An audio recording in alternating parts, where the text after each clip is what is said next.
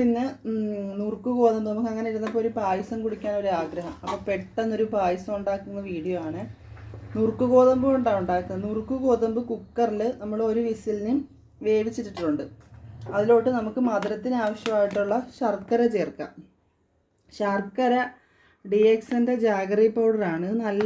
നല്ല ക്വാളിറ്റിയുള്ള ശർക്കരയാണ്. അതായത് ഇത് കല്ലും മണ്ണും ഒന്നുമില്ല, നമുക്ക് പൊടിഞ്ഞ ശർക്കരയാണ്. നമുക്കിതിനകത്ത് ഉരുക്കുക അരിക്കുക അങ്ങനത്തെ പരിപാടി ഒന്നും വേണ്ട. അപ്പോൾ ഇത് നമുക്ക് മധുരത്തിന് ആവശ്യത്തിന് നമുക്ക് ഈ വേവിച്ച് വെച്ചേക്കുന്ന നുറുക്ക് ഗോതമ്പിലോട്ട് ഇട്ട് കൊടുക്കാം.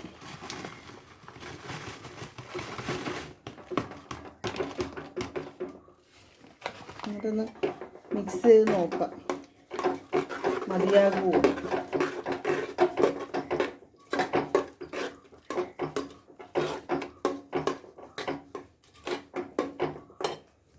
കുറച്ചുകൂടി വേണം.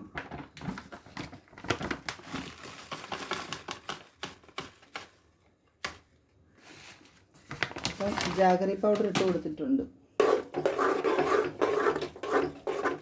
പിന്നെ നമ്മൾ ഒരു നല്ല തേങ്ങയുടെ 1-ാം പാലും എടുത്ത് വെച്ചിട്ടുണ്ട്, 2-ാം പാലും എടുത്ത് വെച്ചിട്ടുണ്ട്. നമുക്ക് ഗ്യാസ് സ്റ്റൗവിൻ്റെ ഫ്ലെയിം കൂട്ടി കൊടുത്തിട്ട് ഈ തേങ്ങാപ്പാൽ 2-ാം പാൽ ഒഴിച്ചു കൊടുക്കാം.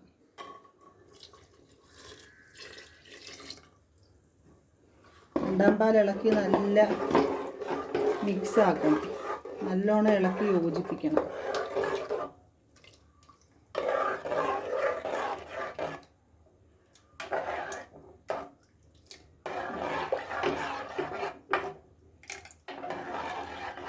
ഇവിടെ നിന്നൊന്ന് തിളച്ച് തന്നേ മധുരവും ഈ 2-ാം പാലും ഗോതമ്പും എല്ലാം കൂടെ ഒന്ന് സെറ്റ് ആവട്ടെ. ആ സമയത്തിന് നമുക്ക് ഇപ്പുറത്തെ അടുപ്പിലോട്ട് ഒരു ചെറിയ ചീനച്ചട്ടി വെച്ച്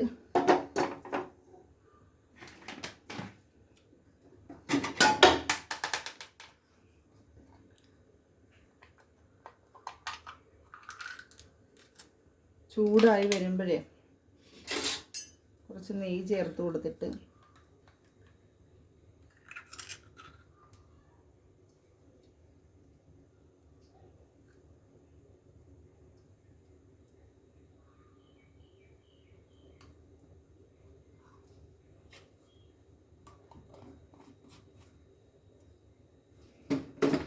കുറച്ച് നെയ്യ് ചേർത്ത് കൊടുത്തിട്ടുണ്ട്.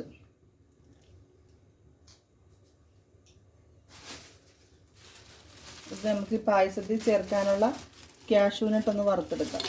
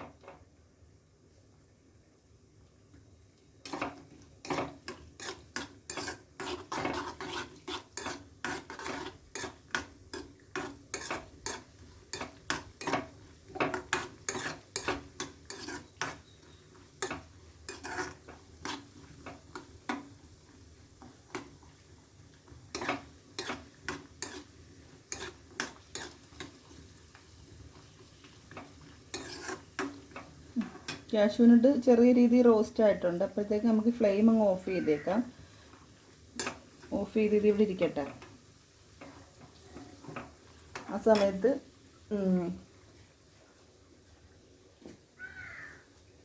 നമ്മുടെ പായസത്തിലേക്ക് ആവശ്യമായിട്ടുള്ള നമ്മൾ ഏലക്കായും ഒരു ചെറിയ കഷ്ണം ചുക്കും ഏലക്കായും കൂടി നമ്മൾ പഞ്ചസാര ഒരു 2 ടേബിൾ സ്പൂൺ പഞ്ചസാരയുമായിട്ട് പൊടിച്ച് വെച്ചിട്ടുണ്ട്.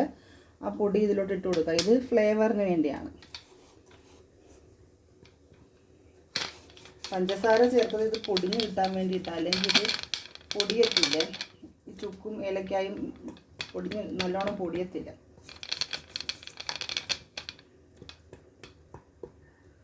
അപ്പം അത് ചേർത്തിട്ടുണ്ട്. ഇത് നല്ലോണം വീണ്ടും ഒന്ന് മിക്സ് ആക്കുക.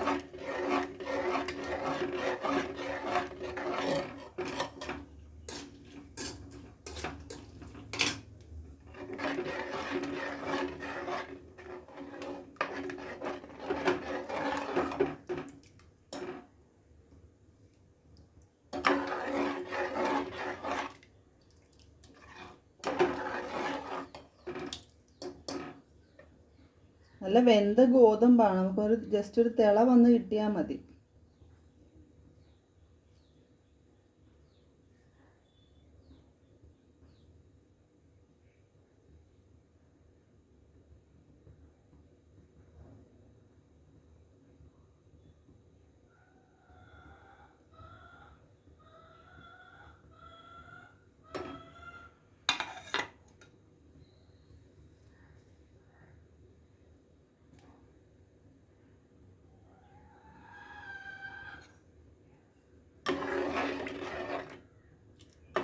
ഇടയ്ക്കിടയ്ക്ക് ഒന്ന് ഇളക്കി കൊടുക്കണം, അല്ലെങ്കിൽ ഇതിൻ്റെ അടിക്ക് പിടിക്കാനുള്ള ചാൻസ് ഉണ്ട്.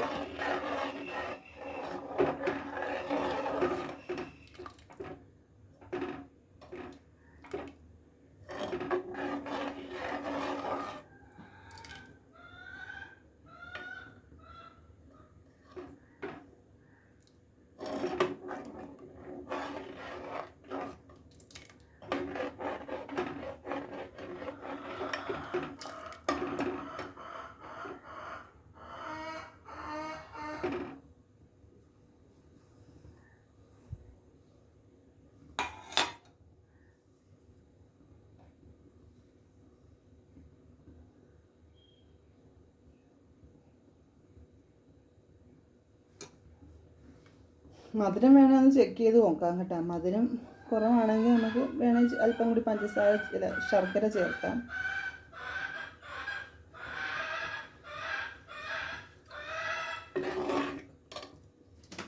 ഞാൻ ചെക്ക് ചെയ്തപ്പോൾ കുറച്ച് മധുരം കുറവുണ്ട്. അപ്പം ഞാൻ ഒരല്പം കൂടി ശർക്കര ചേർക്കുവാണേ.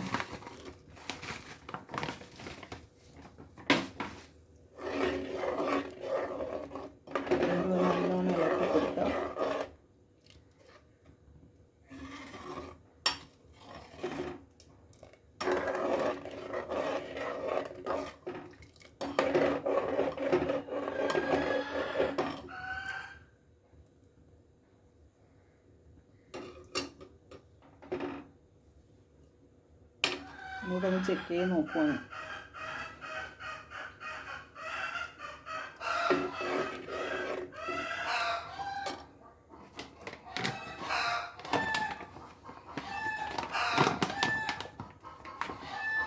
ഒരല്പം കൂടി ശർക്കര ചേർക്കുന്നുണ്ട്.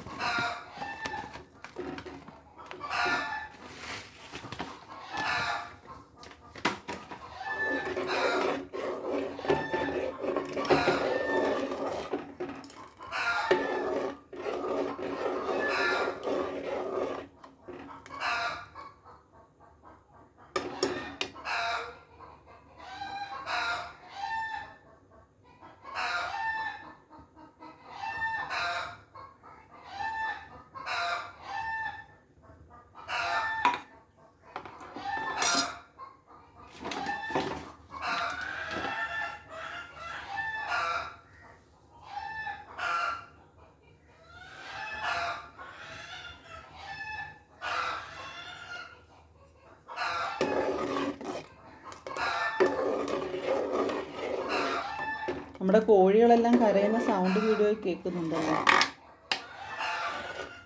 നല്ല ബഹളമാണ്. മുട്ടയിടാൻ അവരിവിടെ ക്യൂ നിൽക്കുമോ, അതാണ് സൗണ്ട്. ഒരാൾ മുട്ടയിട്ട് പോയിട്ട് അടുത്ത ആൾ കയറി മുട്ടയിടും, അങ്ങനെയാണ്.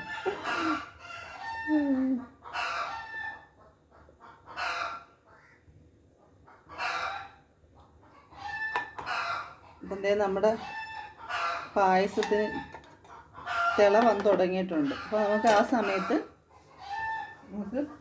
ഒന്നാം പാൽ ഒഴിച്ചു കൊടുക്കാം. ഒന്നാം പാൽ ഒഴിക്കുവാണേ. ഒന്നാം പാൽ ഒഴിച്ചു കഴിഞ്ഞാൽ പിന്നെ ഇത് തിളയ്ക്കേണ്ട ആവശ്യമില്ല. ഇതൊന്ന് നല്ലോണം ഒന്ന് ചൂടായി കിട്ടിയാൽ മാത്രം മതി.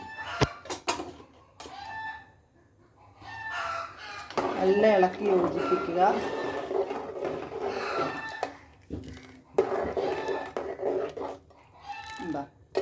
ഇങ്ങനെ ഇടയ്ക്കൊരു മധുരവോ പായസമോ ഒക്കെ കുടിക്കണമെന്ന് തോന്നിയാൽ പെട്ടെന്ന് നമുക്ക് ഉണ്ടാക്കാൻ പറ്റുന്നൊരു പായസമാണ്.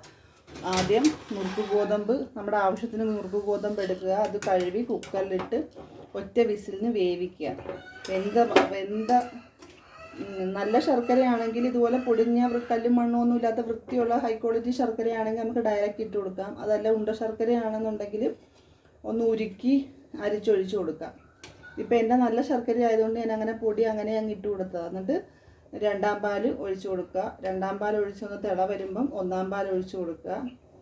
പിന്നെ ഒന്നാം പാൽ ഒഴിച്ച് കഴിഞ്ഞാൽ പിന്നെ തിളയ്ക്കേണ്ട ആവശ്യമില്ല, ജസ്റ്റ് ചൂടായാൽ മതി. ആ സമയത്ത് ചൂടായിക്കൊണ്ടിരിക്കുന്ന സമയത്ത് തന്നെ നമുക്ക് റോസ്റ്റ് ചെയ്ത് വെച്ചേക്കുന്ന കാഷ്യൂ നട്ട് ആ നെയ്യോട് കൂടി തന്നെ ഇതിലോട്ട് ഒഴിച്ച് കൊടുക്കുക.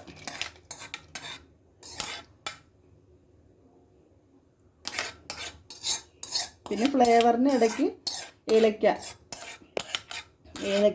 ചുക്ക്, നല്ല ജീരകപ്പൊടി ഇതൊക്കെ ഉണ്ടെങ്കിൽ ചേർത്ത് കൊടുക്കാം. എനിക്ക് നല്ല ജീരകത്തിൻ്റെ ഫ്ലേവർ പായസത്തിന് അത്ര ഇഷ്ടമല്ല, അതുകൊണ്ട് ഞാൻ നല്ല ജീരകപ്പൊടി ചേർത്തില്ല. ഒരു ചെറിയ കഷ്ണം ചുക്കും ഒരു 4 ഏലക്കായും കൂടി 2 ടേബിൾ സ്പൂൺ പഞ്ചസാര ചേർത്ത് മിക്സിയുടെ ജാറിൽ പൊടിച്ചെടുത്തു. ആ പൊടിച്ചെടുത്തത് ഈ പായസത്തിലോട്ട് ഒഴിച്ചു. അപ്പം നമ്മുടെ പായസം നല്ല ചൂടായിട്ടുണ്ട്. നമുക്ക് കാണാൻ പറ്റുന്നുണ്ടാകും ചിലപ്പോൾ ആവിയൊക്കെ പറക്കുന്നത്. വീഡിയോയിൽ ഈ ആവി പറക്കുന്നതൊക്കെ എത്ര ക്ലിയർ ആയിട്ട് കാണാൻ പറ്റുമെന്ന് എനിക്ക് അറിയത്തില്ല, എങ്കിലും നല്ല ചൂടായിട്ടുണ്ട്. ഇതിപ്പോൾ നമുക്കിനി ഫ്ലെയിം ഓഫ് ചെയ്ത് ഇത് വയ്ക്കാം. എന്നിട്ട് ജസ്റ്റ് ഒന്ന് തണുത്തതിന് ശേഷം ചെറു ചൂടോടുകൂടി നമുക്ക് എല്ലാവർക്കും ഇത് കഴിക്കാം. Okay, thank you.